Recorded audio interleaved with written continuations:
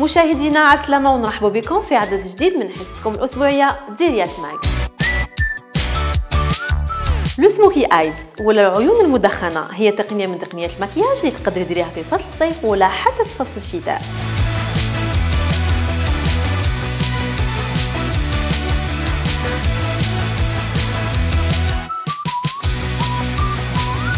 اليوم راح نسافر إلى تركيا، وهذا من خلال مطعم تركومانيا.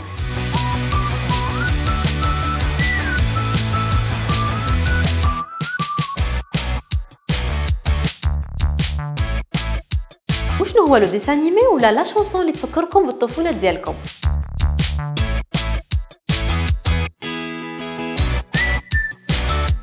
والآن راح نقدم لكم ان بورتري على واحدة من النساء اللي تخدم دي بوجي.